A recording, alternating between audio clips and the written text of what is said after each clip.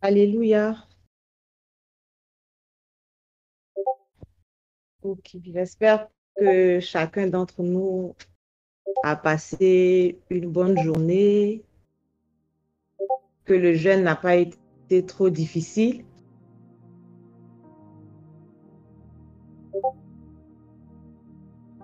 C'est avec une grande joie que je vous retrouve ce soir pour notre session de prière.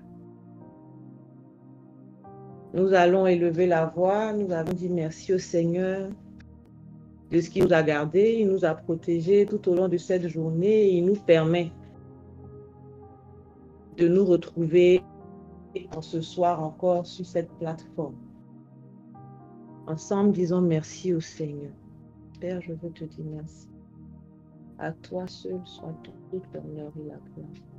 Merci car tu nous as gardés, tu nous as préservés, tu as sécurisé à chaque heure, chaque minute, chaque seconde de ce jour. Ta main de grâce a été étendue en notre temps. Merci pour tes compassions renouvelées à nos égards respectifs, Seigneur. Merci pour ta main de grâce étendue. Et de belenda babayon to su katabrete lebayon do bobolonda maha. Su katabrete lebelende bobolonda mahayon to su koto bolonde belenda babahayen de libroza. Alebayon do lobolonde babayete su katabrete sunda lebelende babayon to lubraus de telebele katabayete. Et de bayanto son de lobolonde libraus de tele que te bolondo boboyonda mahayon to su que te balonde libraun do lobo shara. Libra uzete lebelenda mamayanto su kete belenda babayoto sundele branda babayete lebele kadabo uzata amanto lubalete lebele kadabo sundele bayanto sutu lebele kadabelenda mahayanto lobro uzete lebele kadabayete sunda lebelenda babayete lebro zoto lu mahayanto su kete belenda babayoto lobra zada bayete. Père, je veux te dire merci. Merci de ce que tu nous as gardés. Merci de ce que tu nous as protégés. Et de belenda mayando sukata belenda bababos databayete. Merci de ce que tu nous as fortifiés, tu nous as donné de pouvoir tenir, éternel Dieu de gloire, ce 16e jour de jeûne. Adebayanto sou de lebalan de bibion dabahayan de sex lebro dababayete lubrauzete. Et les mayando bobolon dabausim dalebele kadabayete librauzoto. Et les belenda babayoto sukata belenda bauzete.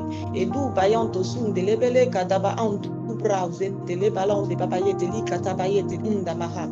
Et les bolon de bobolon da babayete soudale katabayete lou brauzoto lo bobo bobo bobo chande le bayan de kiti bayan de sundale belenda bababa. Merci. Seigneur, merci. Merci Père.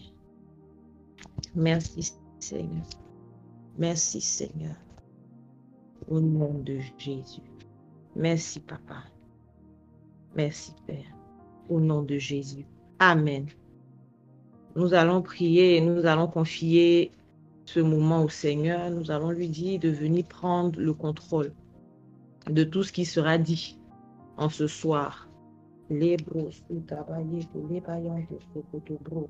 Ababaye de lekete bolon da babayo to lu browse de lebele da baba le bolon da bo zate katabaye de lu browse de lebele da baba le bo shada bayan de lekete bro sunda lebele da babaye de le katabo shada ele bebe lunda baba lokoto bro sunde le bayan de bebele da baba les bros soto, les prêtes, les belinda parlent de tes pères, et prends le contrôle et conduis ce temps. Que tout ce qui se fera éternel soit sous ton contrôle. Saint-Esprit, viens diriger toutes choses, viens conduire toutes choses. Les catapros sont d'avalés. Au nom de Jésus. Au nom de Jésus. Merci Seigneur. Merci Père. Au nom de Jésus.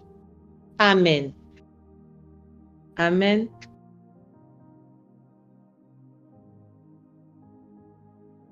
Depuis hier, par la grâce de Dieu, j'interviens sur le thème « Remplir ses vases pour un service excellent ». Et hier, nous avons dit que nous pouvons remplir nos vases par la lecture. Nous pouvons remplir nos vases en nous cultivant, en nous documentant et au travers de la lecture. Et ce matin, j'avais brièvement introduit le thème de ce jour, à savoir remplir ses vases pour un service excellent en apprenant des autres. Remplir ses vases pour un service excellent en apprenant des autres. Amen. Remplir ses vases pour un service excellent en apprenant des autres. Et ce matin, j'avais introduit la notion du mentorat. Et ce soir, on va en parler un peu plus en détail. Si on doit définir le mentorat, Bob Biel, qui est un auteur chrétien prolifique, pionnier dans la question du mentorat applicable à la vie chrétienne, définit le mentorat comme étant une relation par laquelle un mentor aide l'autre, à savoir son mentoré, à atteindre le potentiel que Dieu lui a donné. Je reprends, le mentorat se définit selon Bob Biel comme étant une relation par laquelle un mentor aide l'autre, à savoir le mentoré, à atteindre le potentiel que Dieu lui a donné. Et la Bible regorge d'exemples de mentorat. Si nous prenons le livre d'Esther, le premier modèle sur lequel je voudrais intervenir, c'est celui d'Esther et de Hégé. Si nous prenons le livre d'Esther, Esther 2, à partir du verset 19. Esther 2, verset 19. Si Pasteur Stéphanie est là. Esther 2, verset 19 à 15.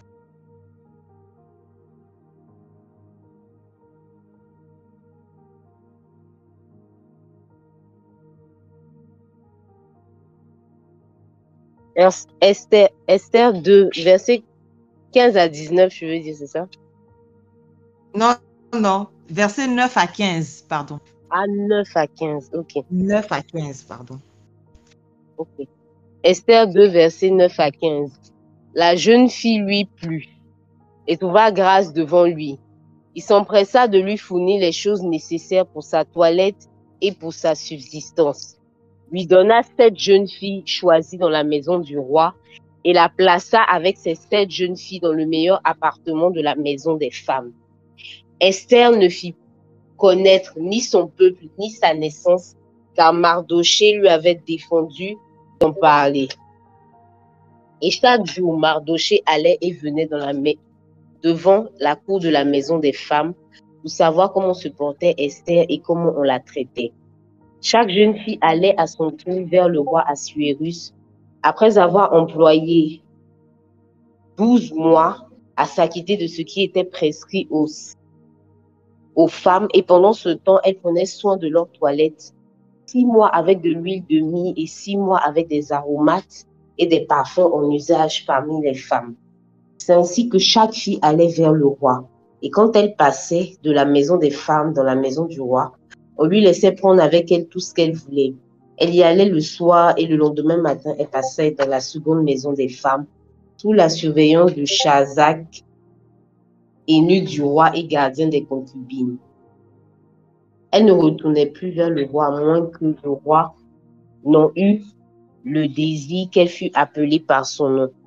Lorsque son tour d'aller vers le roi fut arrivé, Esther, fille d'Abishaïl, oncle de Mardoché, qu'il avait adopté pour fille, ne demanda que ce qui fut désigné par Hégaï, eunuque du roi et gardien des femmes.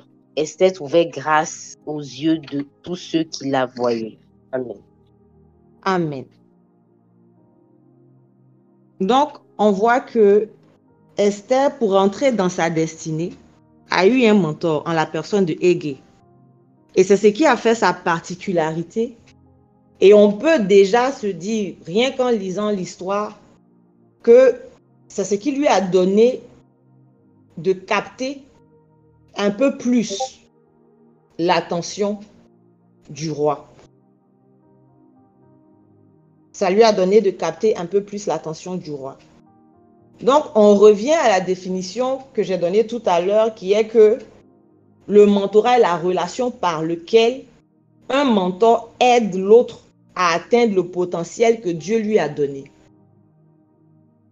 Après, lorsque on évolue un peu plus dans le livre d'Esther, son oncle Mardoché lui dit, est-ce que ce n'est pas pour un jour comme ça que le Seigneur t'a donné de rentrer au palais? Mais imaginons si elle n'avait pas suivi les conseils de Hégé, qui lui avait la maîtrise du roi, qui lui maîtrisait les us et les coutumes, qui maîtrisait les désirs du roi. Si elle n'avait pas eu ce mentor, est-ce qu'elle serait restée en tant que reine? En tant que reine. Et ce matin, j'ai dit que le mentorat nous donne de l'avance et ça nous évite des échecs. Ça nous évite des échecs. Et le mentorat s'applique à tous. On va voir l'exemple de Moïse. On va voir l'exemple de Moïse qui lui aussi a eu un mentor en la personne de Jéthro. Moïse a eu un mentor en la personne de Jéthro. En Exode 3, verset 1, on nous dit que Moïse faisait paître le troupeau de Jéthro, son beau-père. Moïse faisait paître le troupeau de Jéthro, son beau-père. Mais Moïse n'avait jamais été berger. Il était prince en Égypte. Il a fui et là, il apprend à être berger. Et c'est seulement quand il a accepté de faire paître le troupeau de Jéthro, son beau-père, qu'on nous dit au verset 3, à partir du verset 2, que l'ange de l'Éternel lui a apparu dans une flamme de feu. Parce qu'il a accepté d'apprendre autre chose. Dès qu'il a accepté d'apprendre à devenir berger, automatiquement, la question de sa vocation s'est mise en place. Et il apprend à être berger parce qu'après, il va être à la tête du peuple. Et quiconque est à la tête du peuple est appelé berger. Donc vous voyez que auprès de son mentor, il apprend déjà les rudiments premiers de ce qui est sa vocation. Auprès de Jéthro, il apprend les premiers rudiments de ce qui implique le rôle de berger. Amen. Amen. On va plus loin en Exode 18 à partir du verset 7. Exode 18, verset 7. Exode 18, verset 7. Jéthro vient à la rencontre de Moïse et la Bible dit, Moïse sortit au-devant de son beau-père. Il se prosterna et il le baisa. Ils s'informèrent réciproquement de leur santé et ils entrèrent dans la tente de Moïse. Moïse raconta à son beau-père tout ce que l'Éternel avait fait à Pharaon et à l'Égypte à cause d'Israël, toutes les souffrances qui leur étaient survenues en chemin et comment l'Éternel les avait délivrés. Jéthro se réjouit de tout le bien que l'Éternel avait fait à Israël et de ce qu'il avait délivré de la main des Égyptiens. Et Jéthro dit, béni soit l'Éternel qui vous a délivré de la main des Égyptiens et de la main de Pharaon, qui a délivré le peuple de la main des Égyptiens. À cette scène, on voit Moïse. Moïse est déjà maintenant dans la carrure, dans la stature, dans la position de leader hors norme. Celui avec qui le Seigneur a accompli des miracles et des prodiges. Mais lorsqu'il voit venir Jéthro, la Bible nous dit il se prosterne, ça montre automatiquement, il se dit devant Jéthro, je ne suis pas le grand leader Moïse. Donc il se prosterne, on va dire, en signe d'humilité, de respect, d'honneur. Et on assiste à une scène où Moïse, comme tout bon mentoré, il voit son mentor, il lui dit, ah, pendant que tu n'étais pas là, vraiment, voici ce qui s'est passé, voici ce qui s'est passé, voici ce qui s'est passé. Donc, il lui fait le récit, il lui fait un exposé succinct de tout ce qui s'est passé. Voici les challenges, voici les défis, voici jusqu'à quel niveau Dieu est parti avec moi, voici. Il lui fait tout le résumé. Il lui fait tout le résumé. Et ce qui démontre encore plus cette relation, c'est quand en Exode 18, Jéthro voit Moïse dans sa fonction. Si on veut reporter ça au monde séculier, Jéthro vient voir Moïse maintenant dans sa société. Il le voit opérer en tant que PDG, il le voit opérer en tant que DG. Mais l'œil du mentor qui a l'expérience lui dit attention, ce que tu es en train de faire là, ça va t'éreinter à la fin et tu vas finir par en mourir. En un clin d'œil, il lui trouve la solution. Il lui donne en même temps le modus operandi pour pouvoir mettre en place cette solution-là.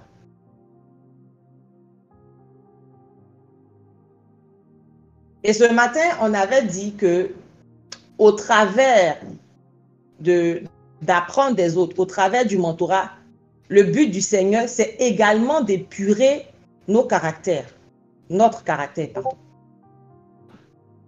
On voit la partie de l'humilité de Moïse qui est d'écouter Jéthro.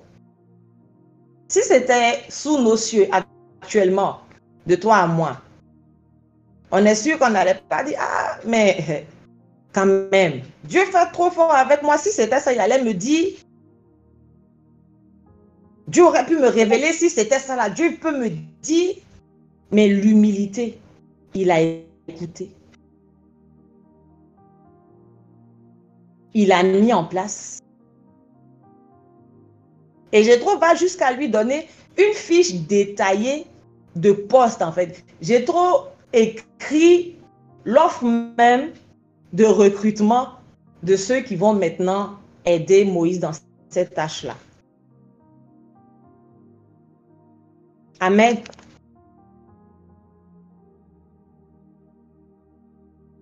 Apprendre des autres. Amen.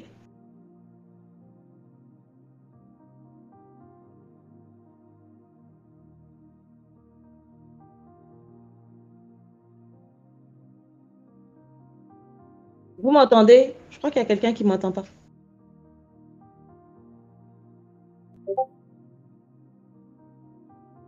Ok.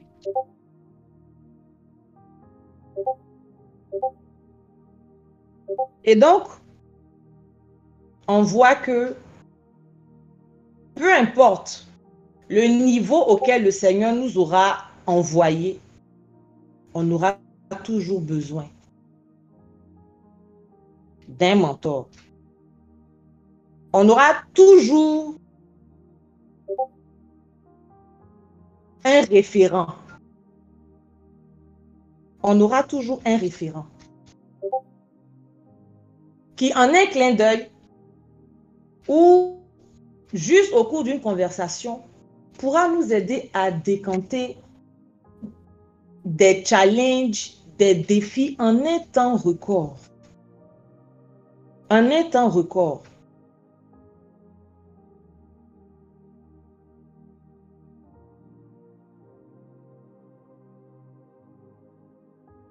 À côté de cela, il y a le discipolat. J'ai voulu séparer le mentorat du discipolat. Voilà. Le discipolat qui est d'apprendre véritablement maintenant auprès d'un leader spirituel. Apprendre auprès d'un leader spirituel. Et on a l'exemple Élie-Élisée. On a l'exemple Élie-Élisée. La relation Élie-Élisée dépeint une situation de discipolat classique. Il vient, il apprend. Mais il y avait l'attitude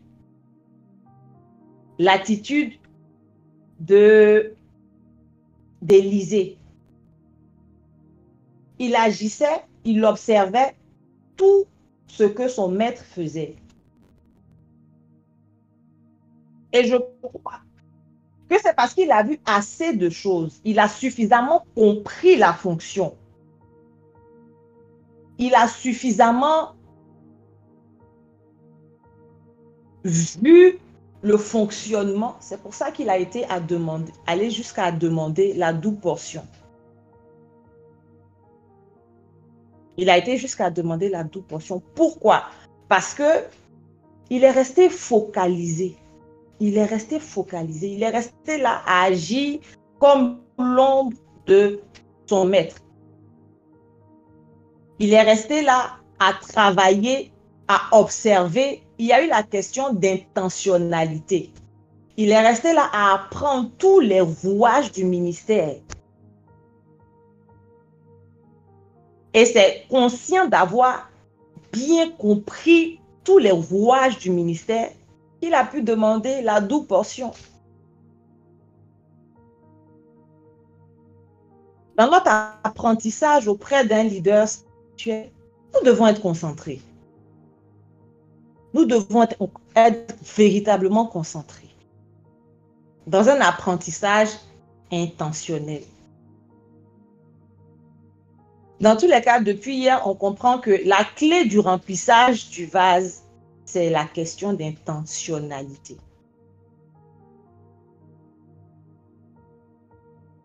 Tu es auprès d'un leader, tu vois certaines réactions. Au lieu de laisser l'ennemi prendre ces réactions-là pour venir essayer de détourner ton cœur, tu dois les noter pour voir que, dans telle situation, voici le type de réaction qui peut arriver. Face à telle personne, voici comment il agit. Dans telles conditions, voici. C'est-à-dire apprendre véritablement tous les rouages du ministère, sans rechigner et en toute humilité. Amen. Apprendre sans rechigner et en toute humilité.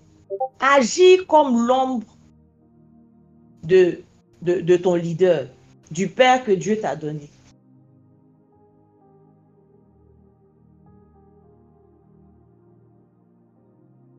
Parce que nous sommes nombreux à dire, oui Seigneur, je veux la double portion de ce que tu as mis sur mon Père. Je veux la double portion, je veux la double portion, je veux la double portion. Mais si le Seigneur te demande, qu'est-ce que véritablement tu as appris pour que je puisse te donner la double portion? Est-ce que tu connais les challenges pour que je puisse te donner la double portion?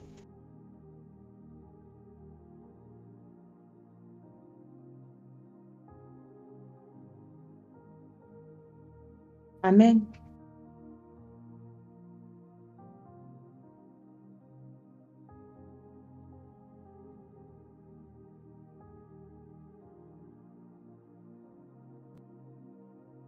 Prenant auprès d'un leader, nous apprenons à aiguiser notre vision. nous apprenons à aiguiser notre vision. Ça nous apprend également à ajuster notre mode opératoire. Parce qu'en observant ces luttes, ces victoires, ces déboires, non pas dans le but de s'asseoir pour en faire des ragots. Non, non. Mais on apprend toutes ces choses pour ne pas avoir à tomber là où il est tombé, mais surtout pour pouvoir aller là où il n'a pas pu aller à cause de justement tous les challenges et tous les défis que nous avons évoqués. Amen.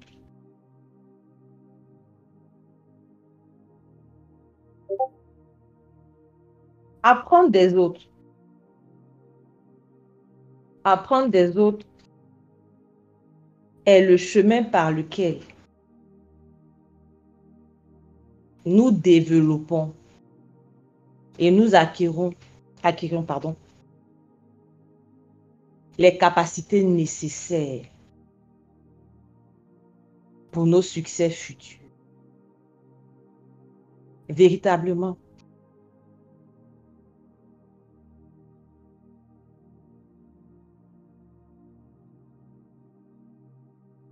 On va prendre nos Bibles dans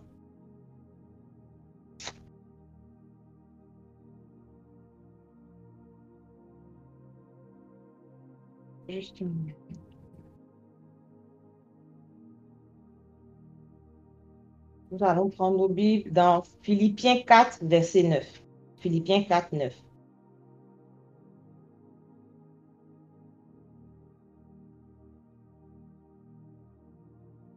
Philippiens 4, 9.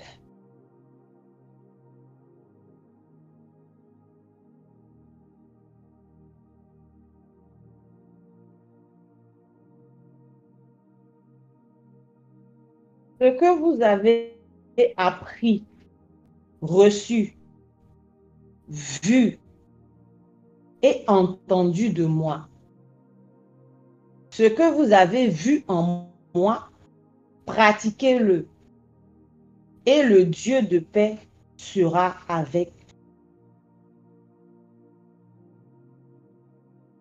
Je relis.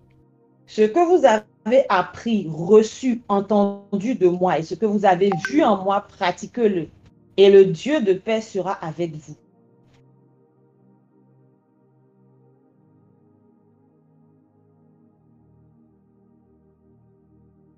Il y a plusieurs niveaux d'apprentissage dans ce verset.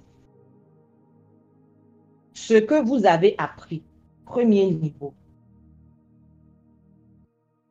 Ce qu'on décide d'apprendre, nous, en tant que fils, en tant que fidèle, en tant que appelé, dans tous les cas, la question d'intentionnalité. Ce qu'on décide d'apprendre, quand on arrive dans une communauté et qu'il y a un leader, ce que nous décidons d'apprendre de lui, au travers de ses messages, au travers de ses interactions avec les autres. On observe l'homme dans son environnement. Premier niveau. Ce que vous avez reçu, ce dont le leader nous instruit intentionnellement également. Ce qu'il nous donne personnellement, l'impactation,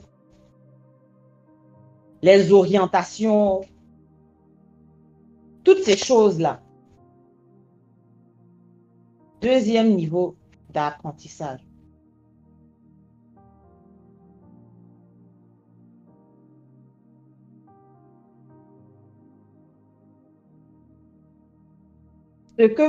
Troisième niveau, ce que vous avez entendu. Donc, au travers des échanges, des interactions, le relationnel, au travers de ces dits, ces non-dits.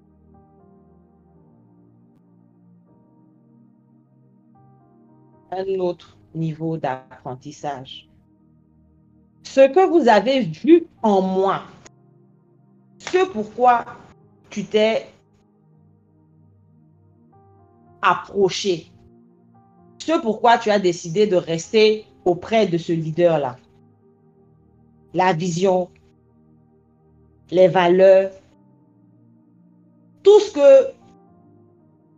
qu'il incarne. Ça sont des niveaux d'apprentissage.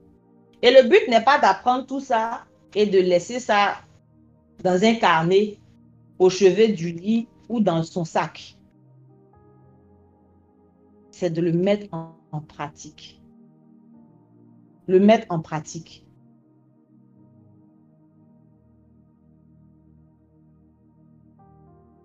Faire, décider d'être le relais de son message dans nos sphères. Décider de pérenniser le message et le mandat qu'il transporte. Et c'est après quoi que le Dieu de paix sera avec nous. Donc, c'est la récompense, en fait. Au-delà de remplir ses vases pour le service excellent, la récompense, c'est que le Dieu de paix sera avec nous. Amen.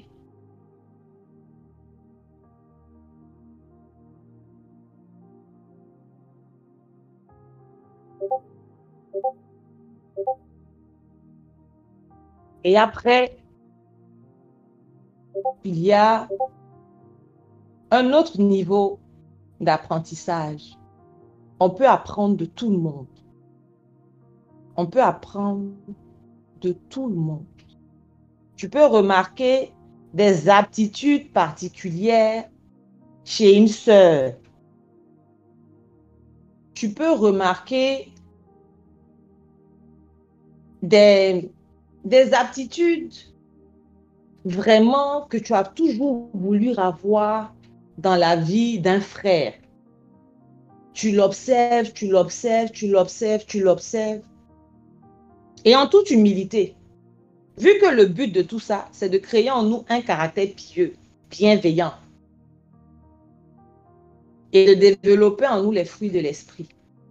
Tu t'approches alors du frère ou de la sœur et tu lui demandes, vraiment, je vois que tu arrives à toujours être en joie malgré ce que tu traverses, tandis que moi, je n'y arrive pas. S'il te plaît, donne-moi ton secret. Donne-moi ton secret. Aussi simple que ça.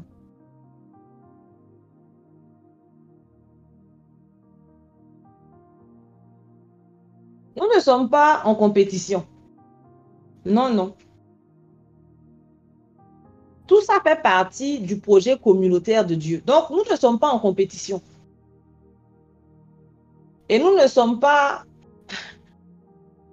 dans le storytelling grossier et mensonger où personne n'a envie de dire vraiment la clé de son succès ou de son excellence. Non, non, nous ne sommes pas dans ce cadre-là.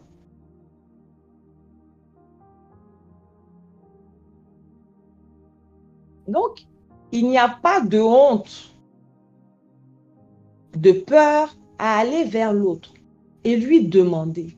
Si après avoir observé, tu n'arrives pas quand même à saisir la clé, tu peux aller en toute humilité lui demander. Il y a la façon également de demander. Oui, oui, il y a la façon de demander. Tu peux demander avec bienveillance. Il y a la façon de demander. On peut apprendre de plus grand, de plus petit. On peut apprendre de tout le monde. On peut apprendre de tout un chacun. Il y a des personnes qui ont cette capacité-là à pouvoir parler avec tout le monde. Tout le monde, en un temps record, ils arrivent quelque part, ils montent dans un bus, s'il y a 50 passagers, jusqu'à ce qu'il arrive à son arrêt, il connaît le nom des 50 passagers, il a eu à dire un mot à chacun des 50. Si tu ne fais pas attention, il aura le numéro même de 29 dedans.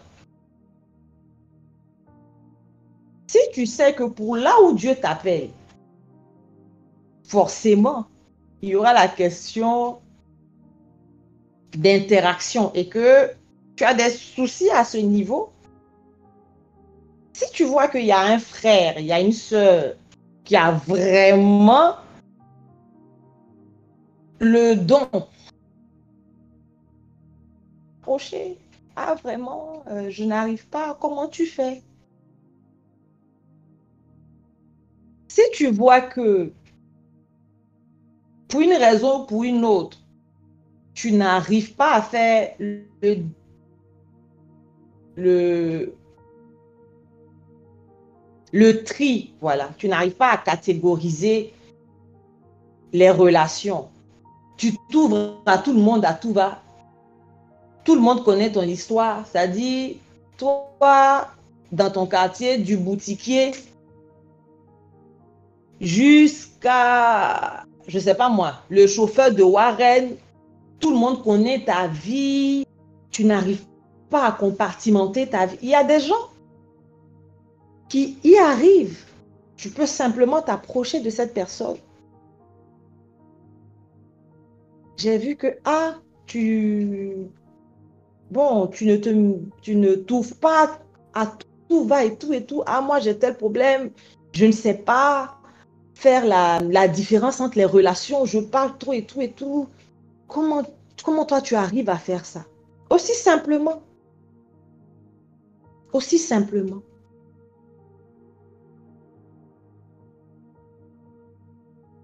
La clé de l'excellence, c'est l'apprentissage continu.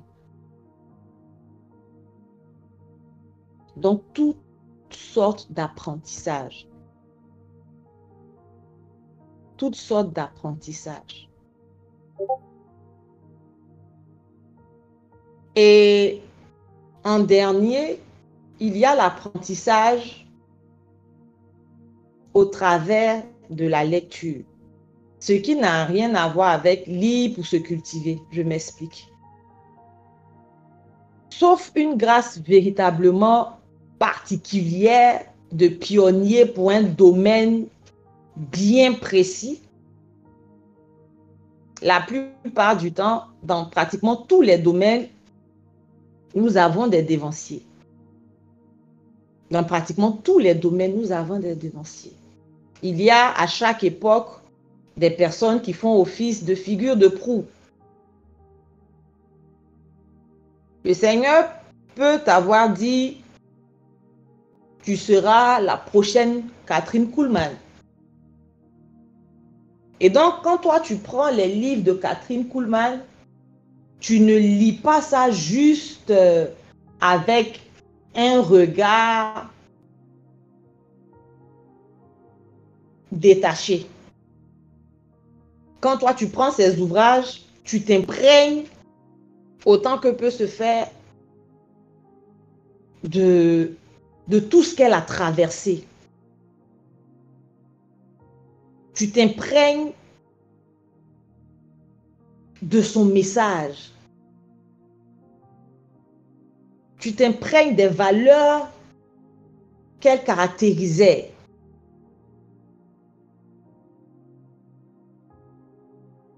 Le Seigneur dit de toi que tu seras le prochain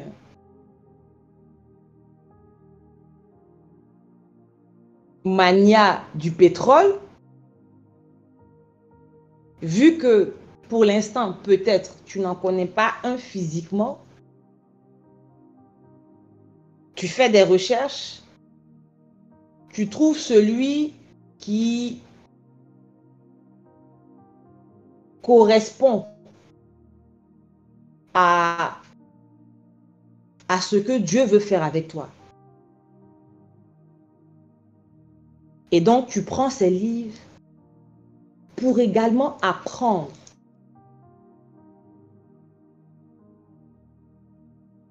Amen. Je nous encourage, tous autant que nous sommes, à nous inscrire dans ce processus. À nous inscrire dans ce processus. Car le but ultime, c'est de pouvoir créer en nous le leadership selon le Seigneur Jésus. À savoir le leadership du serviteur. Amen. Que Dieu nous bénisse. Daddy, j'ai fini.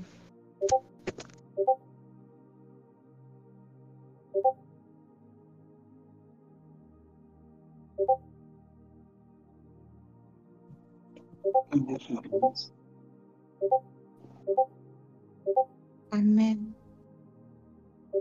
Merci pour ton travail. Ne ris pas. Tu as vu que tu n'es pas morte. Même si tu as maigri. Ah, vraiment, Père. Que Dieu bénisse ton travail. Merci de nous avoir enrichis. Rendez-vous dans les 50 prochains jours.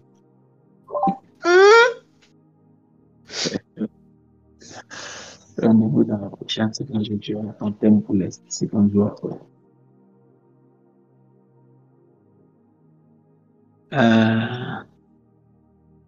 Je vais apporter une contribution qui va nous aider. Je vous envoie un verset. Je veux qu'on réfléchisse ensemble sur ce verset. Regardons bien le verset. Est-ce que tout le monde connaît le verset? Va vers la fourmi, paresseux, considère ses voies et devient sage. Madame Yapo, c'était quoi ton thème?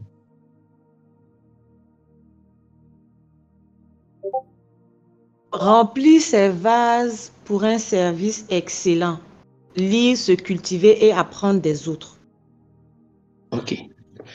Rappelez-vous de ce thème. Remplir ses vases pour un service excellent. Lire, se cultiver et apprendre des autres. Remplir ses vases pour un service excellent. C'est avec cette logique. Pardon, laissez-moi t'entendre. Ok. Je disais, le thème c'était remplir ses vases pour un service excellent. Lire, se cultiver et apprendre des autres. Gardez à l'esprit, remplir ses vases pour un service excellent. Et puis, lisons ensemble ce verset.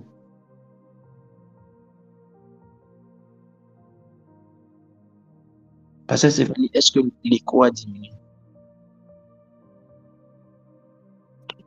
Lisons bien ce verset dans la perspective de remplir ses vases pour un service excellent.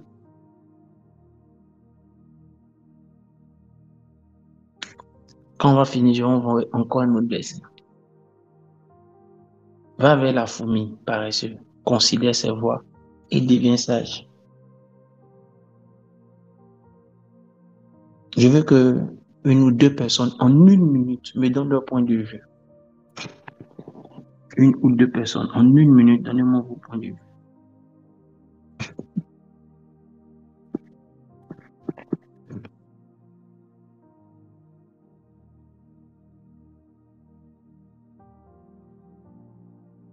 Si quelqu'un veut me donner son point de vue rapidement sur le verset en étroite collaboration, en alignement avec le thème. Rapidement. Tu peux ouvrir ton micro simplement et puis parler.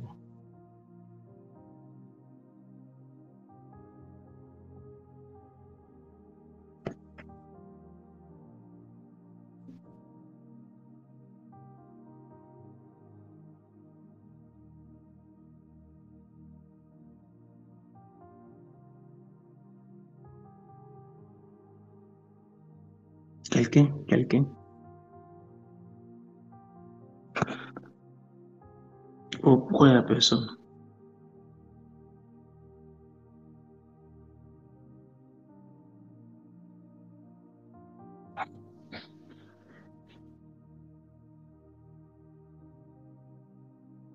Donc, prophète, moi, je pense que le verset dit que voilà, j'ai une tare, je suis paresseux.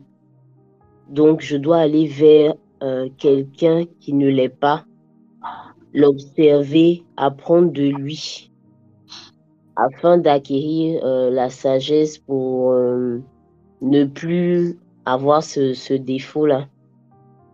Un peu. Réponds. Bon, je dis comment je lis le verset, je me dis, j'ai un défaut, je suis paresseux.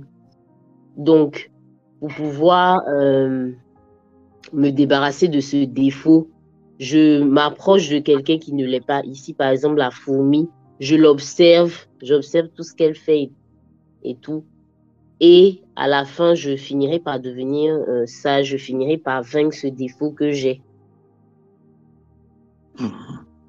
D'accord, quelqu'un d'autre?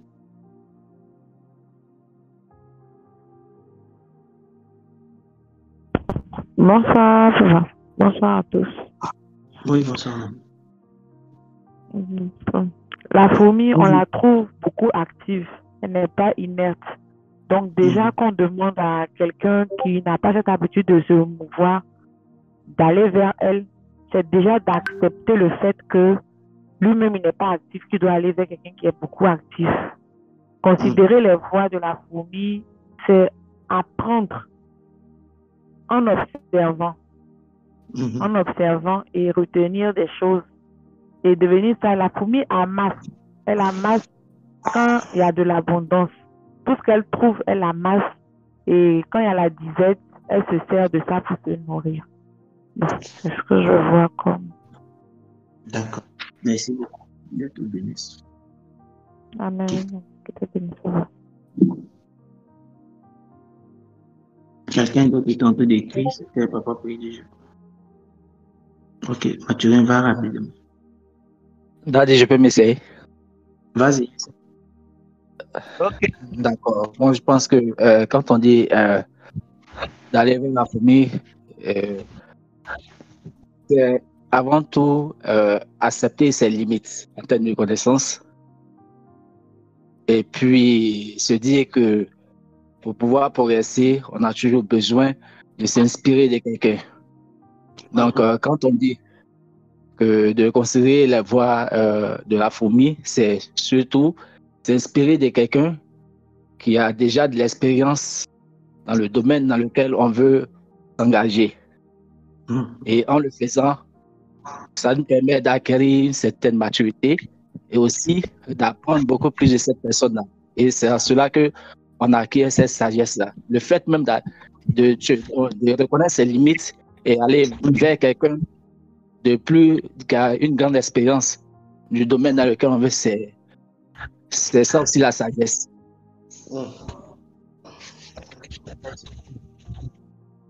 Allô? Allô? Oui, allô, Daddy? Oui. Daddy, je peux intervenir maintenant? D'accord, va rapidement. Daddy, moi, ce qui attire plus mon attention, c'est sois sage. C'est sois sage parce que tout le monde a déjà parlé de va vers la fourmi, observe, tout. Mais moi, c'est le plus sois sage. Dans le livre de Proverbes, j'ai appris que la sagesse, c'est l'obéissance comment dirais-je, à ce que Dieu te dit de faire. Donc, déjà, si tu observes la fourmi et que tu vas vers des personnes qui vont t'aider à avancer, faut savoir te mettre en marche au fait. Faut pas rester statique, mais faut te mettre en mouvement pour appliquer ce que tu as vu. Si tu appliques ce que tu as vu, alors c'est le début de la sagesse. C'est ce que moi je veux ajouter. Merci beaucoup. Ok.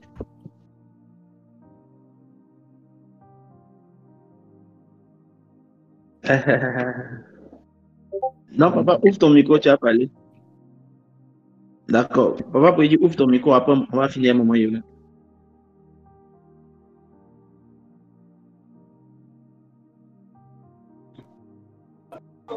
Je peux parler? Oui, vas-y. Non, je disais,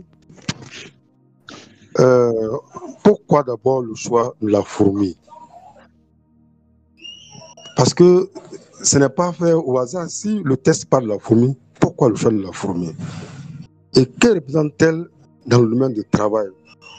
Pour que le test de proverbe le prenne comme un exemple, le prenne pas bien sûr comme une image. Donc au-delà, ça veut dire qu'il faut voir le travail minutieux que la fourmi n'est pas bien sûr abat chaque jour. Les efforts que la fourmi fournit chaque jour pour son quotidien. Aucun repos. Je crois que donc c'est pour dire combien de fois nous devons redoubler d'efforts. Combien de fois nous devons nous acharner si vraiment nous voulons atteindre le niveau de rendement et de travail de la fourmi. Voilà un peu comment je comprends ce test-là. Nous avons beaucoup à faire parce que la fourmi, elle n'a pratiquement pas de repos puisque chaque jour nous la voyons au travail. Voilà comment je comprends ça. D'accord, papa, merci beaucoup. Comment Yolande? On finit avec toi. C'est vrai que la petite vient en mangeant. Au fur et à mesure qu'on écoute chacun, d'autres viennent intervenir. Maman?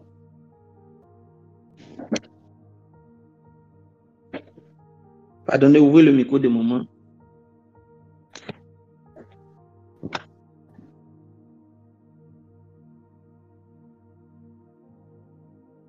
Par exemple, est-ce qu'on peut ouvrir le micro de maman Yolande?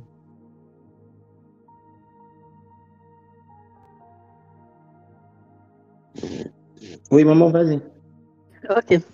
Bon, ce qui attire mon attention, c'est-à-dire au-delà de la sagesse, du travail acharné qui en ressort, mais ce qui attire mon attention le plus, c'est le fait que quand tu regardes à une fourmilière et tu vois la manière de travailler des fourmis, les fourmis n'ont pas de chef. Et pourtant, les fourmis font un travail à la chaîne. Donc, je vois en cela comme une organisation. Une intelligence, une sagesse et une organisation. Les fourmis n'ont pas de chef pour leur dicter comment agir, comment faire. Mais pourtant, ces fourmis-là, c'est comme si elles obéissaient à quelque chose et en fonction de ça, elles agissaient. Et c'est ça qui frappe mon attention. Mais je me dis que si Dieu nous envoie vers les fourmis, c'est en plus de tout ce qu'il nous a donné comme capacité, c'est que nous sommes à même de pouvoir agir sans qu'il y ait quelqu'un fasse la police derrière nous. C'est un peu ce côté que je voulais ajouter en plus de ce que les autres ont dit. Voilà.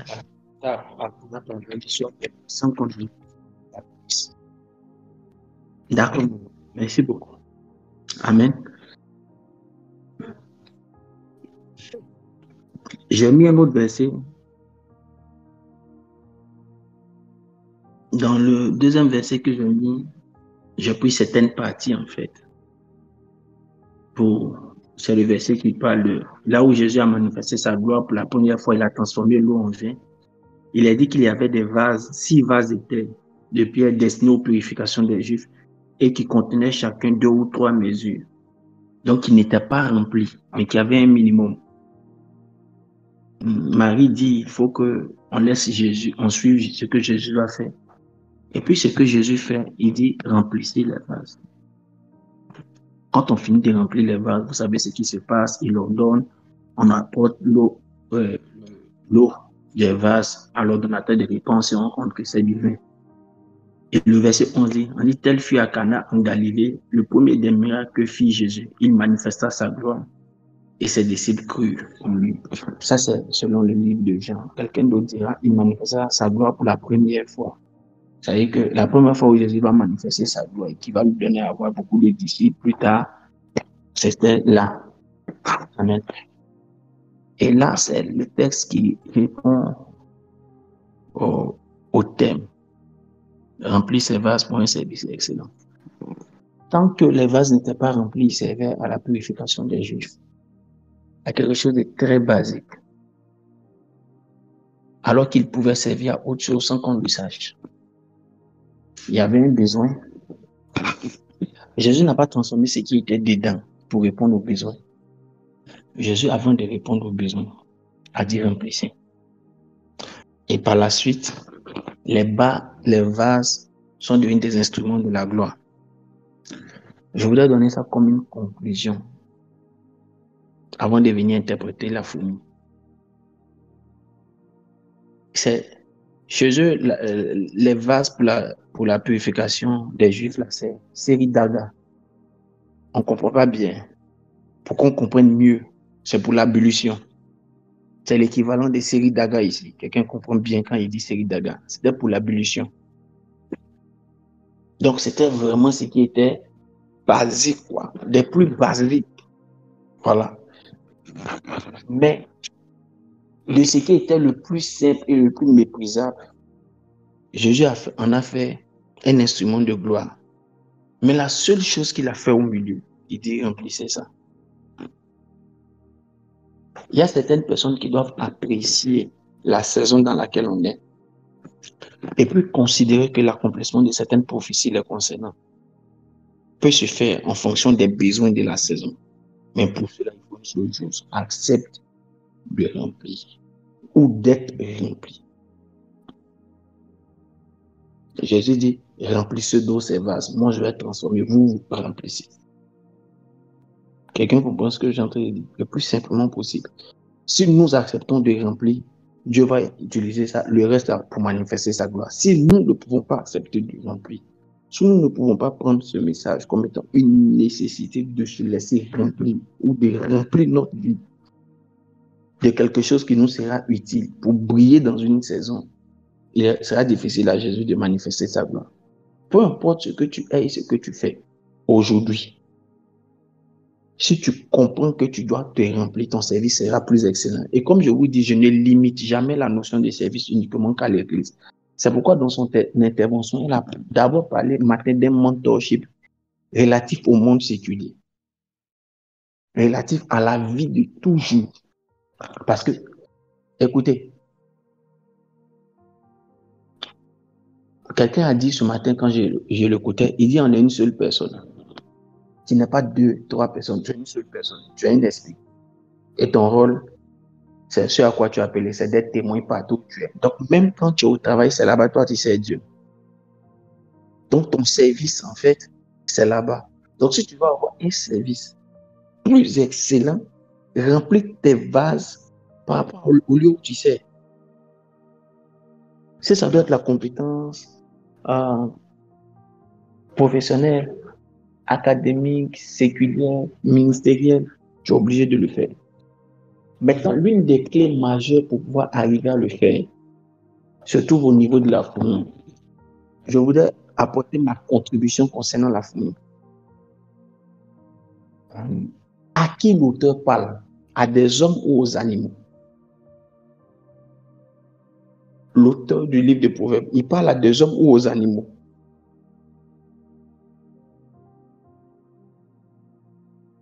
Chacun a son stylo, chacun a son stylo.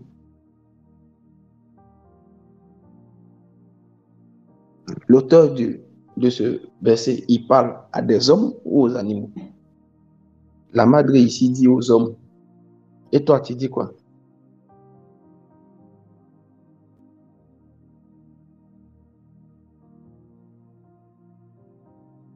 Ok. D'accord. L'auteur parle évidemment à des hommes. Et lui dit va apprendre auprès des animaux.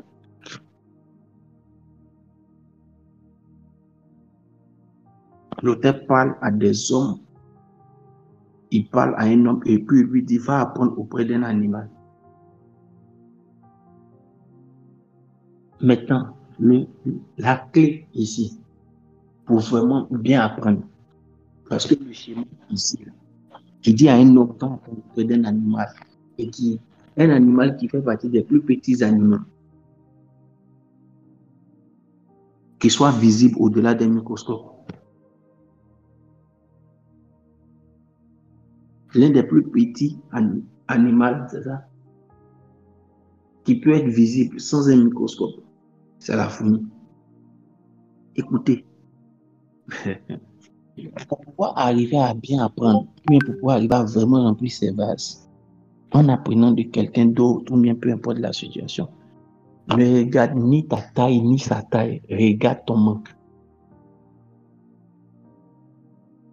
Si tu viens avec ton titre de mon nom, je suis homme, tu ne vas pas regarder, il faut venir avec le manque que tu as. Il n'a pas dit homme, va vers la fourmi, il dit paresseux. Pour dire simplement à quelqu'un, si tu peux vraiment bien apprendre, il faut regarder ton manque. Il faut regarder ton défaut. Ce que tu veux corriger, c'est la seule chose que tu dois regarder. Si tu veux regarder autre chose, tu ne vas jamais aller apprendre auprès de quelqu'un. Ne regarde même pas ton avenir.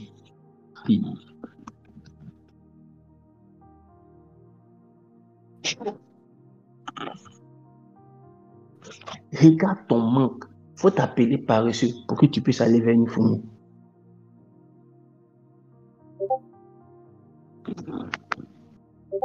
Appelle-toi selon ton manque. Ça va déterminer ton bon apprentissage auprès de celui vers qui tu t'en vas. Si tu t'appelles par le fait que tu sois homme, par le fait que tu sais déjà certaines choses, tu ne peux pas avancer. N'oublions pas que c'est un homme très sage qui a écrit le livre de Proverbes.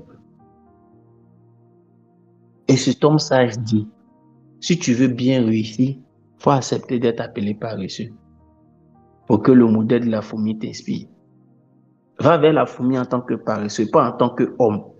Sinon, tu vas être bloqué dans ta tête. Si tu vas vers elle en tant que paresseux, tu verras ce qu'elle a en elle dont tu as besoin. Si tu vas avec un autre titre, tu ne pourras pas voir ce qu'elle a en elle dont tu as besoin. Si tu vas avec le titre contraire de ce qu'elle a, tu comprendras que ce qu'elle est peut remplir ou ce qu'elle a peut remplir ton vide.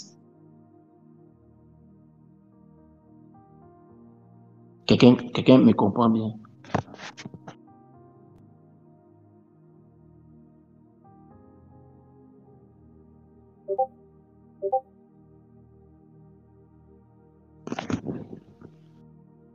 Ceux qui n'ont pas duré dans leur apprentissage ont cru qu'ils avaient réussi. Aussi longtemps que tu vas t'appeler paresseux devant quelqu'un qui est courageux, tu apprendras à être courageux. Le jour où tu vas t'appeler, tu vas vouloir porter un autre titre que paresseux, tu n'apprendras plus à être courageux. Tu n'apprendras plus à être meilleur en fait, dans le sens où tu es. Et c'est cette petite clé. Elle est petite comme la fourmi elle-même. Je porte le nom de mon vice pour m'approcher de celui qui a le nom contraire du vice. Je suis sûr que comme je veux perdre ce vice-là, ce défaut-là, en me collant à lui, je vais réussir. Donc, comme je porte encore le nom de ce défaut-là, je ne vais pas considérer ce qu'il est. Je vais juste considérer sa solution qu'il transporte. J'ai dit une chose. Vous pensez que les gens qui ont apporté les vases qui servaient, les séries d'agas là, quand il dit série d'agas, il sait qu'on comprend bien. Eux, ils ne savaient pas que c'était série d'agas.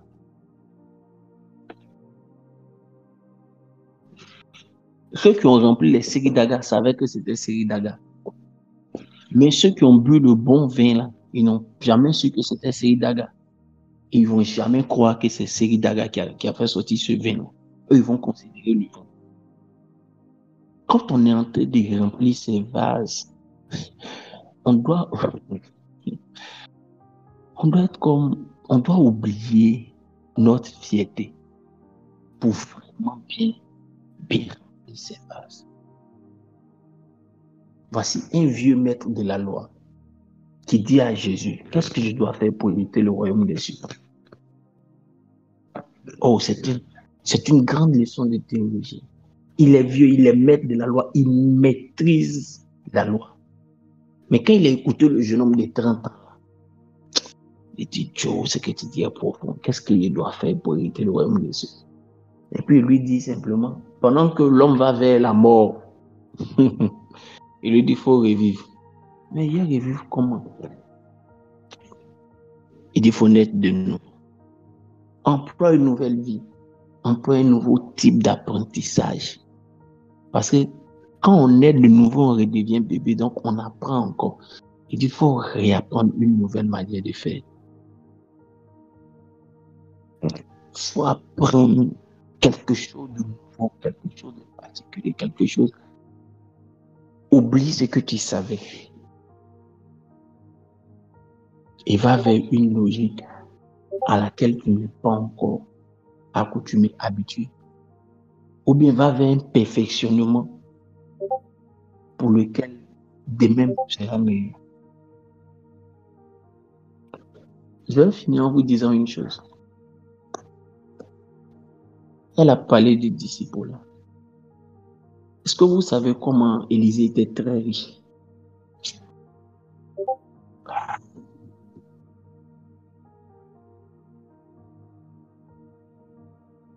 Est-ce que vous imaginez comment Élisée était très riche?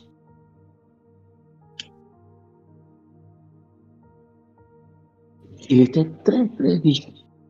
Élisée. Il avait 12 paires de bœufs. Il était à la 12e paire de bœufs. Il gérait l'entreprise familiale. Une véritable entreprise familiale. On dit c'est à la vigueur du bœuf qu'on doit l'abondance des revenus. Donc celui il a 12 bœufs. Bon, il n'avait pas 12 bœufs. Il était à la 12e paire de bœufs. Donc on ne sait pas s'il y avait encore d'autres paires. Mais ça veut dire qu'au minimum, ils avaient au moins 24 bœufs. Et puis il peut tuer une paire cadeau pour dire au revoir sans souci pour faire fête. Peut-être qu'ils avaient plus. Alors qu'on dit à la vigueur de bœuf, on doit l'abondance des revenus. Donc imaginez. On dit Élisée, puis on met sur le nom de son papa, on met le nom de la ville. Donc c'est une classe de nobles. Mais quand il était question pour lui de recevoir un nouveau manteau, de remplir ses vases, il a mangé son totem. Là où lui mange bœuf, il tue 2 bœufs pour faire cadeau. Dans un endroit où beaucoup même ne peuvent pas gagner un bœuf pour faire le travail, où ils cotisent tout, ils prennent toutes les économies pour avoir un bœuf pour gérer leur plantation. Il allait faire 20 ans auprès de quelqu'un qui lui mange sauterelle. Un miel sauvage. Et puis lui, son rôle, c'est de verser l'eau dans sa main. Il y a des gens qui seront obligés de réapprendre leur travail.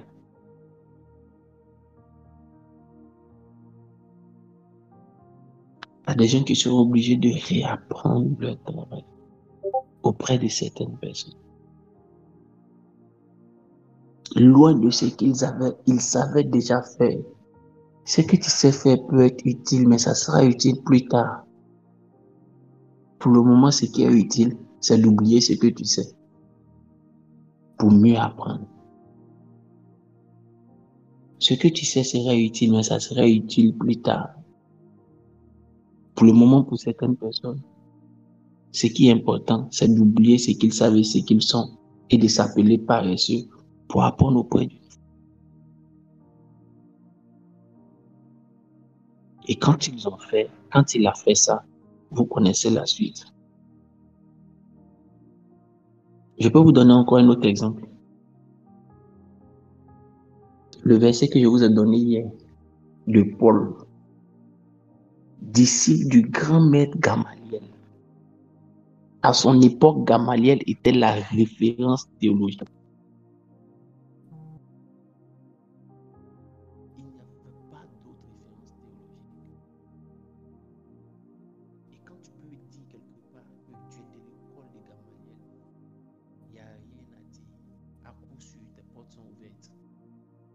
On peut te dire, donne-nous une exhortation. Il est devenu chrétien. C'est un simple disciple qui a prié pour lui. C'est même pas un apôtre. Il reste quelque temps avec lui. Et lui, il introduit maintenant auprès d'un autre qui s'appelle Barnabas, qui est aussi qu'un simple disciple, même pas un apôtre. Est-ce que quelqu'un comprend ce que c'est en train de dire? Il reste auprès d'un simple disciple, même pas un apôtre. Je parle du grand disciple de Gamaliel. Il n'a même pas grandi ses premiers pas dans les mains d'un apôtre qui a marché le Seigneur Jésus. Auprès du simple disciple. Ça là, ça fait mal tête.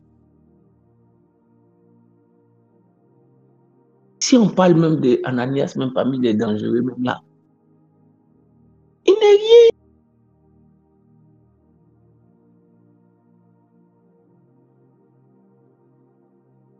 Mais, parce qu'il a respecté la période de la classe auprès d'Ananias, Ananias l'a conduit aussi à la classe 2, qui était la classe de Barnabas. Quand il a respecté la classe auprès de Barnabas, Barnabas dit, bon, allons, je vais t'introduire auprès des autres disciples. Et Barnabas l'a conduit à Antioche. Ils sont restés là. Quand ils sont restés là-bas, et 12 ans, ils ont pris du temps à travailler l'homme pour remplir ses vases, jusqu'à ce qu'un jour Dieu dise, oh, ce gars-là, il est temps. Là encore, il est allé travailler pendant encore beaucoup d'années, et puis il s'est rappelé qu'il y a des gens qu'on appelle les colonnes. Il dit tout ce que Dieu m'a dit par révélation. Je suis allé voir ce qu'on appelle les colonnes pour les exposer, ce que moi j'ai prêché. Pour n'avoir pas couru ni travaillé en vain. C'est-à-dire qu'il avait besoin de leur approbation. Je vais te parler à quelqu'un. J'ai dit que nous avons plus de 10 assemblées ici, présentes sur cette plateforme. Je vais parler à quelqu'un. Écoute-moi. Je ne sais pas l'assemblée où tu es, les frustrations que tu ressentes. Mais je peux te dire une chose. Ce qui te frustre, c'est dû au fait que tu es venu avec ce que tu étais là-bas. Alors que tu ne devais pas venir avec ce que tu étais. Tu devais venir avec l'esprit de comment me faire une place là-bas. Tout en respectant le protocole. La deuxième chose qui t'a frustré là-bas, qui fait que tu ressens cette frustration là-bas, c'est que tu n'as pas compris que tu peux trouver des gens qui ne sont pas brillants comme toi. Mais à la vérité, on ne cherche pas d'abord des gens brillants. On cherche des gens fidèles. Donc, tu devais faire école auprès de ces gens fidèles-là. Et c'est eux qui allaient t'introduire. Tu as raté ton premier Barnabas. C'est ce qui t'a fermé toutes les portes. Et c'est pourquoi tu es frustré dans l'assemblée où tu es. Il faut recommencer. Quand on va quitter ici, je prie que Dieu te donne l'opportunité d'avoir un Barnabas. Et il va t'ouvrir la porte pour que tu puisses te faire une place dans cette assemblée où tu es. J'ai parlé à quelqu'un, la personne m'a compris.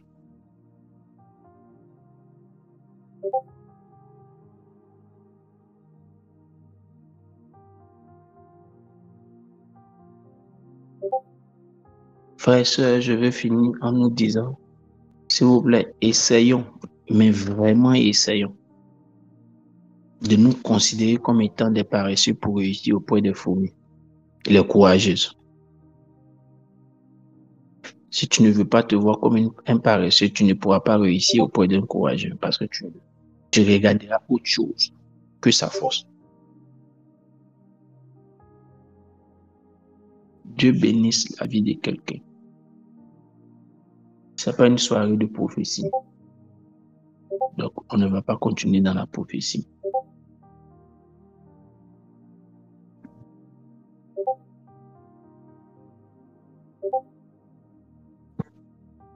Écoute-moi, ton excellence seule ne suffit pas. Les gens ont besoin, là où tu es, d'analyser ta fidélité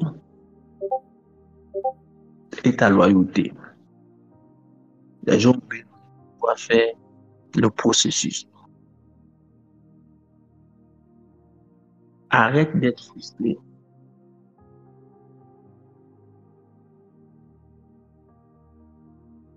Arrête d'être frustré là où tu es là-bas. Fais le processus, sinon c'est ce qui va augmenter ta frustration.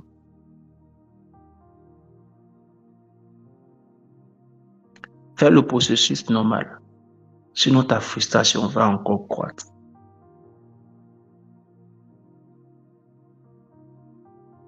Je répète à cette personne-là, recommence à zéro et refais le processus normal là où tu es.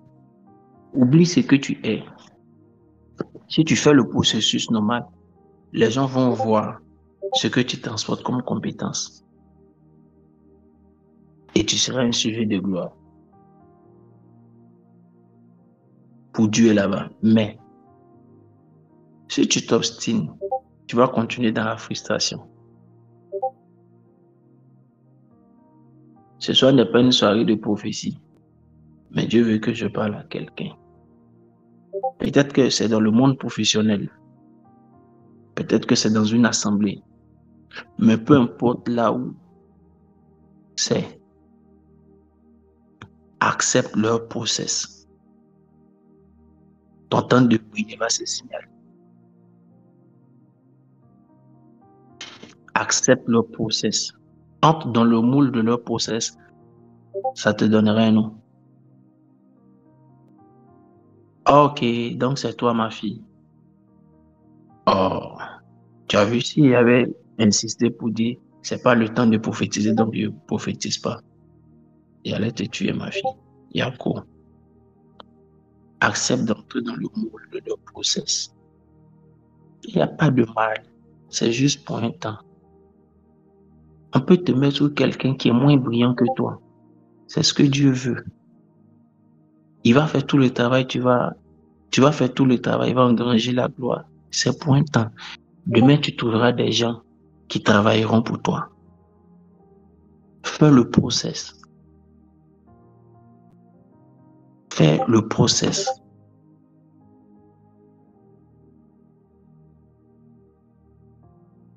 Allez, Amel, pourquoi amène pas? Fais le process. Fais le process. Je n'ai pas dit c'est facile.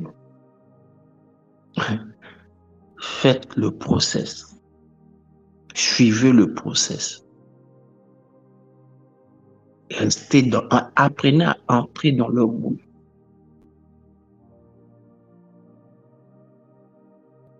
Et le Dieu des souvenirs, il y a ce qu'on appelle la justice divine.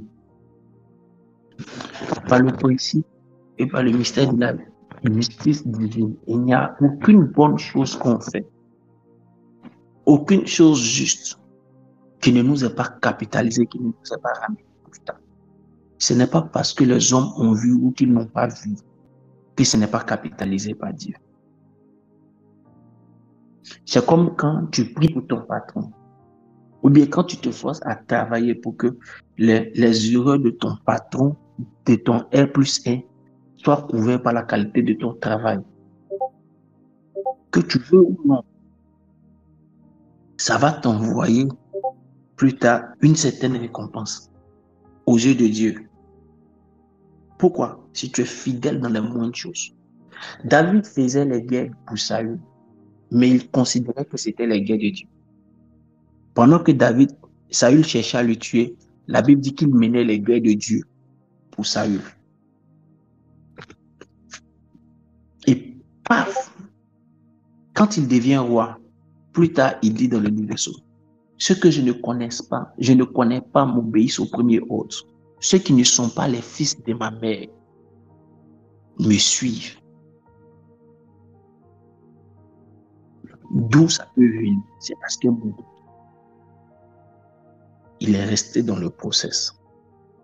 N'oubliez pas que David n'a pas fait l'école de la guerre. C'est un don, c'est un art qu'il a appris, que Dieu lui a donné. Il a tué Goliath. Mais il devait commencer comme étant soldat. Pas parce qu'il a tué Goliath qu'il va devenir gradé. Ce qui est difficile dans cette école de remplir ses vases, c'est de faire sa classe en dessous de quelqu'un qui est moins brillant que nous. Est-ce que ce qui est dit est faux?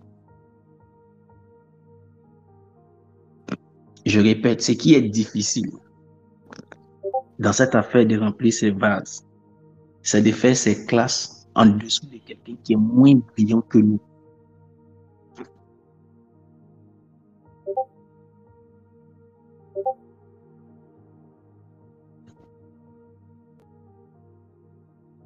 Quand quelqu'un est moins brillant que toi, c'est compliqué et il est complexé.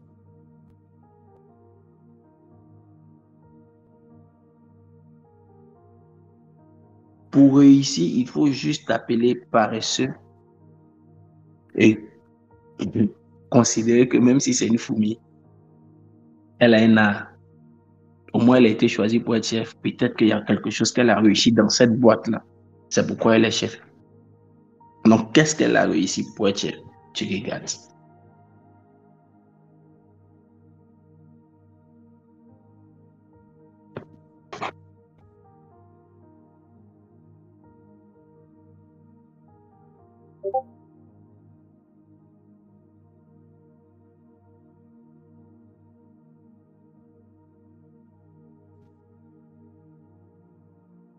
C'est la partie, c'est les choses qui sont vraiment difficiles de vous comprendre. Mais je vous encourage. Je vous encourage.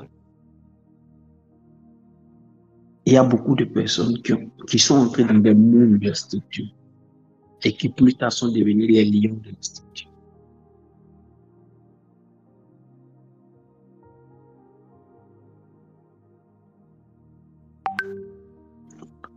Je finis en vous donnant ce témoignage. Je parlais avec quelqu'un de très brillant aujourd'hui. Et puis la personne me disait ceci.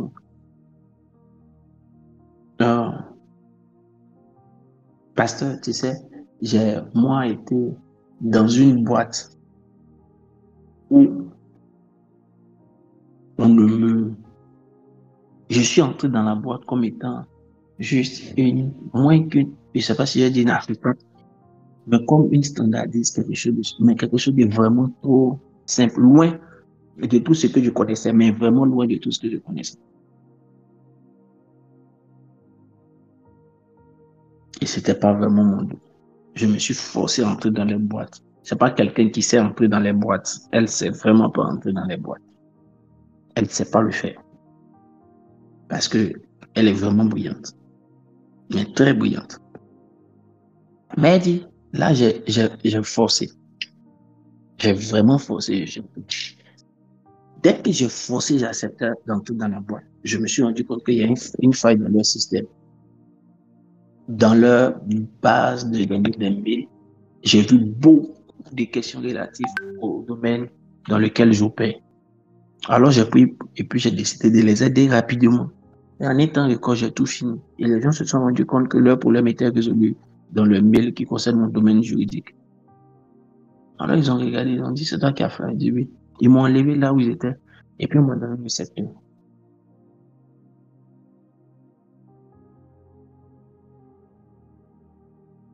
Ne vous inquiétez pas, de la même manière que Dieu a parlé, c'est parce qu'il veut faire quelque chose. Laissons la prophétie s'accomplir. Dieu nous bénisse abondamment, que sa grâce soit notre partage. Merci beaucoup à Madame.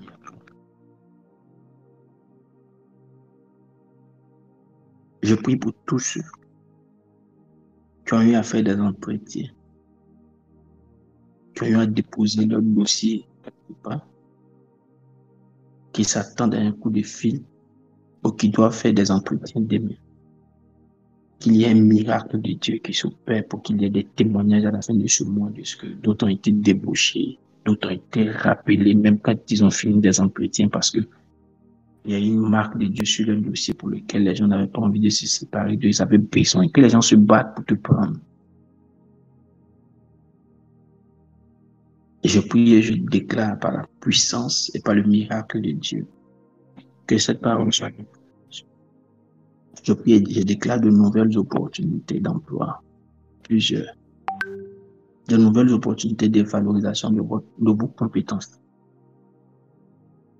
Allez briller, briller, briller, briller, briller, briller. Que des choses inimaginables se signalent au travers de toi. C'est le temps que tu exportes ton expertise. Je prie que tu rencontres des personnes qui, en plus de ton travail, te demandent d'être leur conseiller.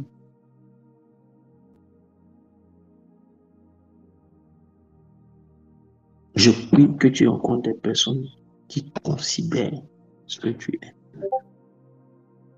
ce que tu connais. Alors, je déclare que ça sera ton partage.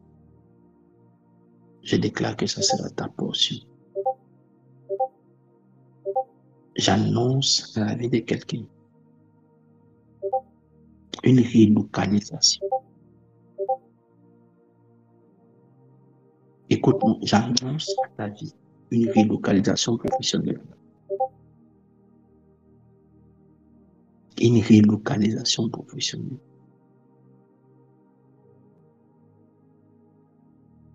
Une relocalisation professionnelle.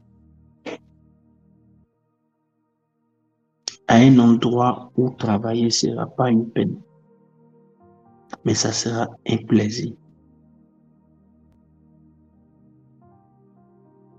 Tu es relocalisé. Les dobra kata fiza otochi. Nida usando l'autre.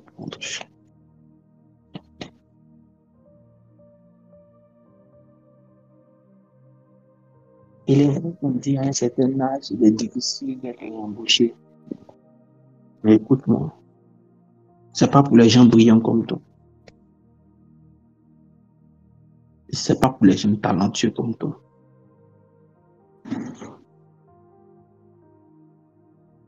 Les gens brillants comme toi, les gens talentueux comme toi sont désirés dans de nouvelles boîtes. C'est ta portion ce soir.